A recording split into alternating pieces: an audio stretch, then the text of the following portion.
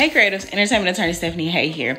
And I know this happened at like the top of the month. I'm a little late, but one of my faithful followers dropped in my DMs and asked me this question about what happened with Diddy and him giving the publishing back. So I thought I would address it for you all. I appreciate him asking me the question and bringing this back to my attention so we can discuss, okay? So what's the deal with Diddy giving back publishing to all of his artists? Why does it matter? Like, how does this play into like the huge ecosystem of the music business, right? So let's just start from a historical perspective. As many of you know, essentially historically, when artists were being signed, especially in the 90s, 2000s, it was automatic that in addition to you signing as one of their artists, you also had to sign with their affiliated publishing company, and you gave up all of your publishing. So instead of hypothetically making $100 of the monies earned from the song, you were now only going to make $50, which would be the songwriting portion of the song. And I just say $50 because, like I said, let's just say you make $100. Let's not bring all them other folk into the equation.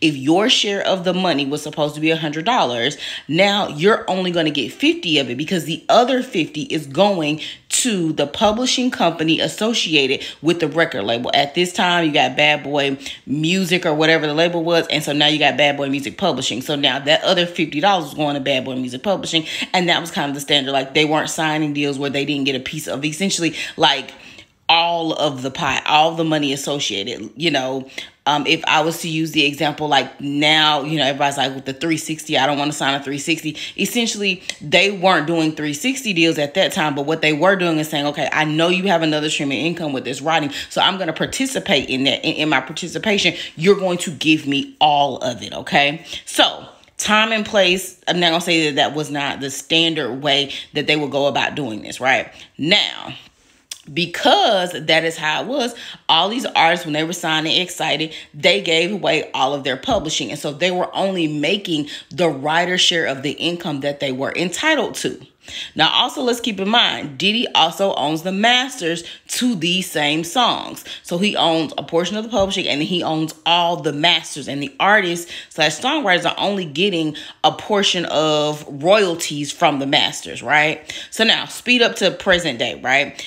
Artists now are saying, I'm going to own my masters in some shape, form, or fashion. But when we talk about publishing specifically, now independent labels aren't necessarily taking a portion of the artist publishing. They're usually saying, hey, you keep that portion of publishing, or you keep your own publishing. We're not dealing in publishing. The only thing we want to deal in is you as an artist and the master recording associated with whatever the records are that we put out, right? And so did he have to necessarily do this? He didn't have to do it, but it's a good look. It's a PR look. I'm sure him and his accountants and everybody else, his attorneys, went through his books to determine, like, financially, what are our finances going to look like if I decide to do this. And I'm gonna be honest with you, I feel like he's a businessman, and it may not have been too far of a stretch to make it happen, and too much of a reduction in his pocket per se to essentially give back the publishing, right? From some of the articles that I've read, they say it potentially may have already started to devalue, so that's why it wasn't a big thing. And instead of him,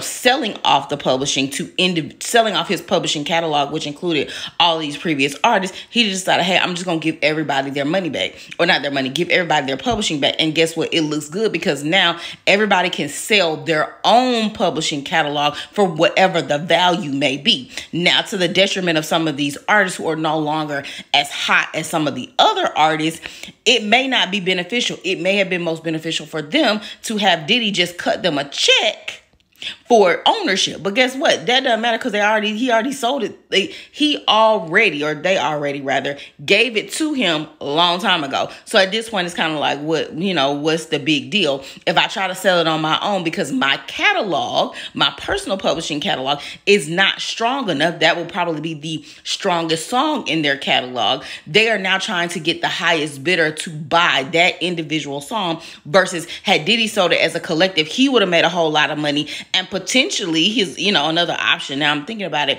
is that he could have then said, okay, I had all these artists, I'm going to give you a portion of what I sold it to, because it would have been stronger as a collective per se for most of these artists than it would be for the individual songs themselves. Okay. So that's how I'm looking at it. Did he have to do it? No. But what I also realized is that he kept the masters. And I wonder if he looked at the value of the master recordings and the publishing and decided, I'm keeping the master recordings myself. Essentially, because they have more value than the individual, or me keeping this publishing, I can give that back to them and they can potentially make some money off of the publishing themselves, or they can sell it on their own, those individual songs as well as whatever other songs may be in their catalog, and make money that way. Okay. So I do believe it was a business move. As he talks about in some of the articles, he about the black dollar and us circulating it. And so this was just one way to show that he truly was putting his money where his mouth was and saying, hey, I'm giving all my people back their recordings. Present day, you're seeing more not traditional publishing deals where they're taking all of the publishing. You are truly seeing more co-publishing deals where they're participating in not all of the publishing, but they're wanting some of the publishing. So now we're splitting the publishing. So going back to our original example, instead of, you getting your $50 for just the writer share, you split the other $50 that belongs to the publisher,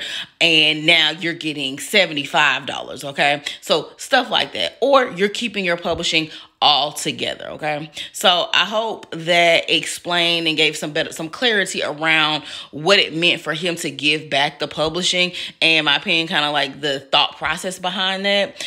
Tell me what you all think in the comments. Was it worth him giving back the publishing for them to, do what they choose to do now, like whether they want to sell it to somebody else or whether they want to keep it and help build their own personal catalog?